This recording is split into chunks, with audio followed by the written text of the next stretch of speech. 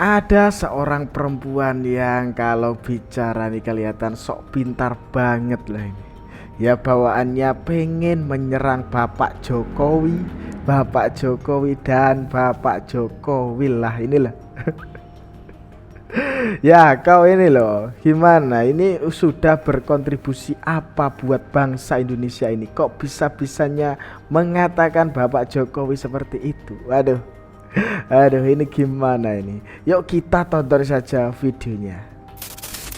Presiden ke-7 RI Joko Widodo diundang Presiden Prabowo Subianto dalam upacara Parade Senja di Akmil Magelang pada Kamis 27 Februari 2025 malam. Ini kemarin Jokowi turut menggunakan seragam Komcat hingga bertemu dengan Ketua DPP PDIP Puan Maharani. Menanggapi keikutsertaan Jokowi, pengamat militer Koni Bakri memberikan komentar. Respons itu disampaikan Koni Bakri di Instagram pada Kamis malam. Ia mengunggah potret Jokowi, Presiden Prabowo Subianto, Puan Maharani, dan Susilo Bambang Yudhoyono atau SBY. Dalam captionnya, Koni mengatakan di negara lain tak banyak pemimpin yang menggunakan seragam militer. Meski begitu, Koni menjamin para pemimpin dari luar negeri tak perlu diragukan lagi patriotismenya. Lantas ia membandingkan dengan kondisi di Indonesia. Koni menyoroti banyak orang Indonesia yang cosplay menggunakan seragam militer. Namun Koni meragukan patriotismenya. Hal itu dituliskan diduga untuk menyinggung Jokowi yang turut menggunakan seragam Komcat. Lah ini loh, si paling pintar menilai orang lain tapi nggak pandai menilai diri sendiri. Ya ini Bu Koni Rahakuni Bakri ini ya pantas juga nggak ini ngoceh ya kepada Bapak Jokowi. Jelas Bapak Jokowi inilah mantan presiden 2 periode dan ini jelas dipilih rakyat Indonesia. Waduh, ini apa pantas ini Bu Koni ini bicara seperti itu? Yang nggak pantas ini siapa coba? Aduh, ini kalau sudah benci ya seperti inilah. Itu kagum pada partai yang menurut saya punya sikap. Dan menurut aku sikap yang tidak bisa ditawar itu adalah sikap seorang Megawati Soekarno Putri. Makanya saya udah gak pernah nyebut ibu tuh Megawati tapi ibu bangsa. Why? Kita lihatlah dia pernah menghadapi Orba seperti apa, ya kan, yang berseberangan dengan negara atau dengan pemerintah gitu kan. Kemudian di era SBY pun dia tidak bergabungkan, istilahnya begitu. Di sekarang pun dia demikian. Dan aku melihat perlakuan pada Pak Hasto yang tadi udah kita pernah bahas sebelumnya itu kok jadi makin lama makin mengerucut. Nah, itu kenapa aku merasa bahwa aku harus mensosialisasikan kepada orang kalau Indonesia mau terang kembali. Kan sekarang Indonesia gelap nih judulnya. Ya harus mendengar pihak yang tidak ada di pemerintahan, which is PDIP. Nah, kebetulan karena saya bersahabat dengan Mas Hasto, bersahabat dengan Kakak, kita duduk di sini bareng waktu itu, ya kita bahas. Tapi sekali lagi yang saya libatkan tuh pikiran, hati dan persahabatan saya. Itu artinya pemikiran saya kan digunakan untuk apa, memberi wawasan utamanya geopolitik kalau menurut Ibu. Iya tahu Bu Koni. Kalau Bu Koni ini mengagumi Bu Megawati dan PDI Perjuangan dan berteman dengan Bapak Hasto Kristianto. Ya sama seperti ini loh. Gimana ya? Kayak watak-wataknya kayak gimana ya? Kalau bicara selalu seperti itulah. Sudah tahu lah pasti rakyat Indonesia ya. Kalau Bu Koni Rahakuni Bakri ini ya mengagumi Bu Megawati Soekarno Putri. Ya boleh saja, boleh juga ya ini. Luar biasa saudara. Wow. Baru terjadi dalam sejarah Indonesia. 3 presiden bersatu. Nah ini ngeri banget membangun bangsa. Saya kok merasa seakan-akan punya 3 presiden. Bukan cuma 1 Prabowo, tapi juga ada Jokowi dan SBY. Luar biasa. Oleh sebab itu saya yakin bangsa Indonesia ini akan makin cerah. Amin, amin, amin. Ya semoga bangsa Indonesia ini bisa semakin cerah lah. Lah bagaimana tidak cerah? Ya 3 presiden, 2 mantan presiden bergabung dan ini ditambah Bapak Prabowo Subianto untuk memajukan bangsa Indonesia. Ya semoga doa terbaik ya ini untuk bangsa Indonesia ya. Kita lanjutkan saja. Itu. Saudara tahu, ketika mereka bersatu di dalam meresmikan Danantara. Badan Pengelola Investasi Danantara, kemudian kita lihat mereka bersatu juga di dalam retreat kepala daerah. Kita bisa melihat, saudara, betapa bangsa ini luar biasa. Ya, sungguh, bayangkan, 1 presiden saja sudah hebat, apalagi 3 presiden. 1, 2, 3, yes.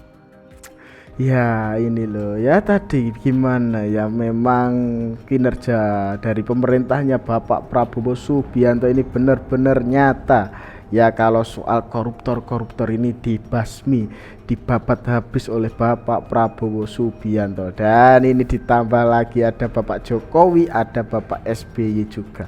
Wah ini ngeri ini gimana coba ini. Ya semoga tadilah pokoknya untuk Indonesia yang terbaik ya ini. Amin, amin, amin, amin. Saya lagi santai dan tidak berapi-api seperti Ahok. Ini Saya kenapa cuma Bapak mau Ahok bilang, ini? orang yang memusuhi Jokowi itu cuma dari 3 golongan. Golongan pertama maling, Maling, yang kedua orang goblok, orang goblok. yang ketiga orang goblok yang percaya sama maling. Aduh ini abangnya bisa saja ini musuh dari Bapak Jokowi ini loh. Ya pertama maling, ya yang kedua orang goblok, yang ketiga orang goblok yang percaya sama maling. Aduh. Ini gimana ini? Gimana ini menurut kalian ya? Ya gimana loh kalau Bapak Jokowi, Bapak Prabowo Subianto mempunyai ya program baru itu efisiensi anggaran seperti itu loh. Jelas ini baik untuk ya bangsa Indonesia, untuk rakyat. Ya ini kok malah didemo oleh mahasiswa itu loh. Soal efisiensi anggaran kok didemo. Harusnya kan mendukung. Ini gimana ini? Kan lucu, ini kocak banget ini para mahasiswa ini ya. Aduh. Ini gimana ini? Jelaslah siapa musuh Bapak Jokowi. Ya tadilah orang goblok yang percaya sama maling. Aduh. Ini ada yang seru nih ya. Jadi majalah Tempo, kita tahu ya majalah Tempo yang selama ini arahnya kemana, ya selalu menghantam keluarga Jokowi dan Jokowinya. Ya sekarang udah mulai berbelok arah nih, karena dia akan membuat sebuah berita mengenai apa? Mengenai tubuh PDIP. Kenapa ini? Ya, dimana di situ dia akan menceritakan mengenai Bu Megawati sempat nangis ya ketika mendengar Pak Hasto menjadi tersangka, buka kacamata katanya sampai nangis. Kemudian diceritakan juga bahwa selama ini yang menjadi tembok bagi kader-kader PDI untuk bertemu dengan Megawati ya itu ya Hasto, karena Hasto merupakan ketua umum de facto gitu ya kata Tempo ini. Ya di situ diceritakan juga oleh Tempo. Jadi ini mengarah ya apapun keputusan-keputusan yang selama ini terjadi di PDIP itu dipengaruhi oleh Pak Hasto. Nah, saya nggak mau membahas mengenai tentang pemberitaan atau pembahasan Tempo. Justru saya mau membahas mengapa Tempo berbalik arah mulai. Apa karena kemarin sempat media-media itu dipanggil sama Pak Prabowo? Udah mulai belok arah nih. udah mulai takut atau gimana ya, kayak ya jadi puter arah, berbalik arah ini loh. Yang dulu menyerang Bapak Jokowi dan keluarganya, lah ini kok tiba-tiba seperti ini, ada apa ini sebenarnya, ini loh ada apa ini. Takut dengan Bapak Prabowo atau gimana ini ya konsepnya ini loh.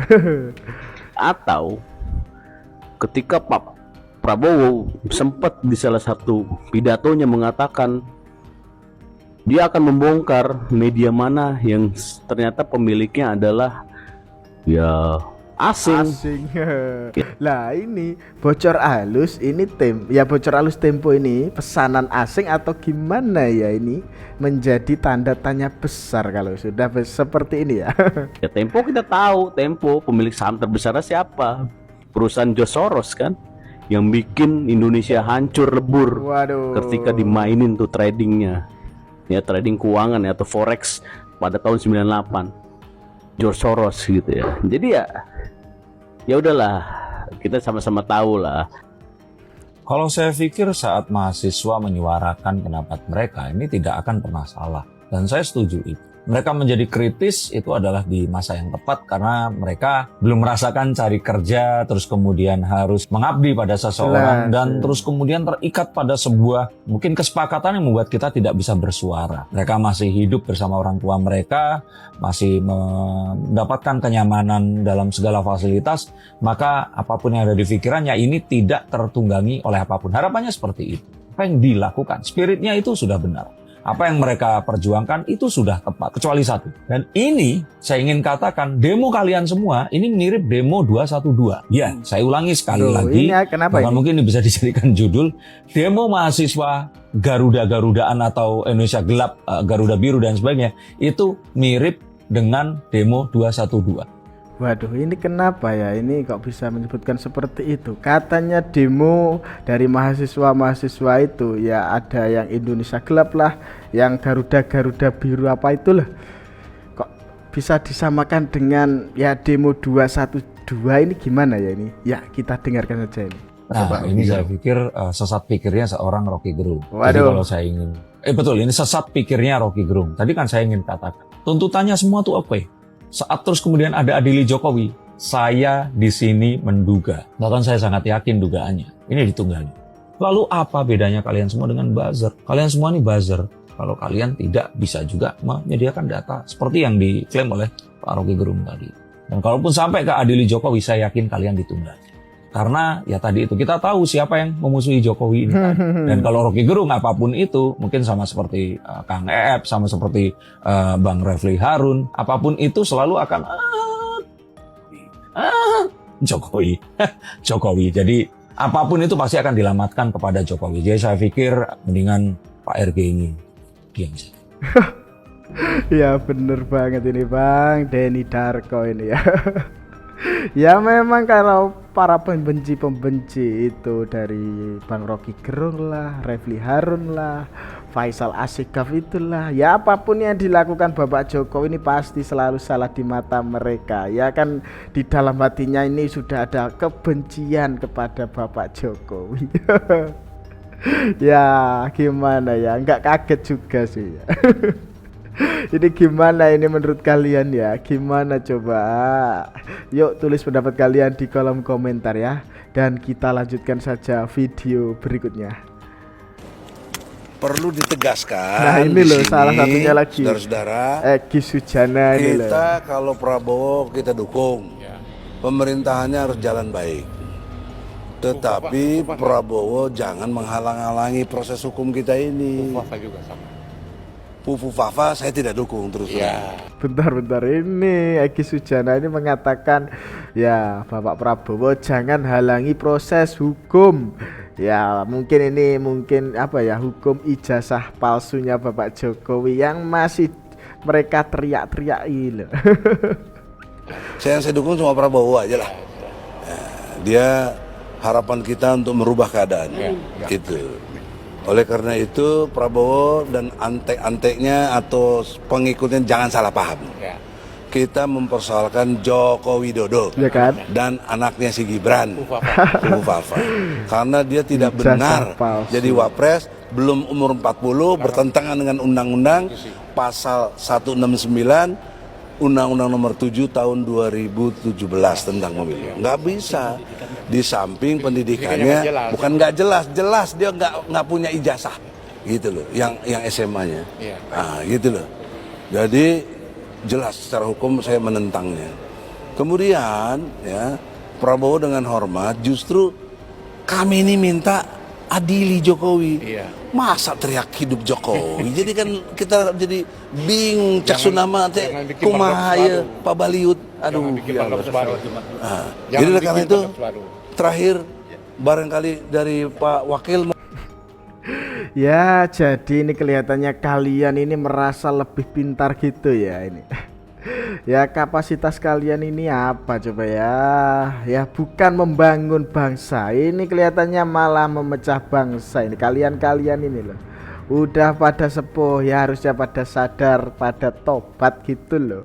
Malah seperti ini. Aduh. Pantesan toh Bapak Prabowo Subianto ya kayak tidak merespon ini. Nggak tahu juga ini gimana ini orang-orang ini loh. Kok bencinya kepada Bapak Jokowi ini kok sebegitu parahnya gitu loh. Pak Prabowo meresmikan Danantara bersama Pak Jokowi dan PSBY itu belum 1 minggu. Dikritik habis-habisan, nggak masalah kalau menurut saya.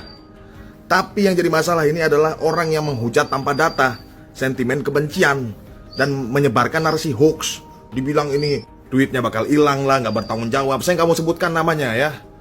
Mungkin orang lain yang akan melaporkan dia itu.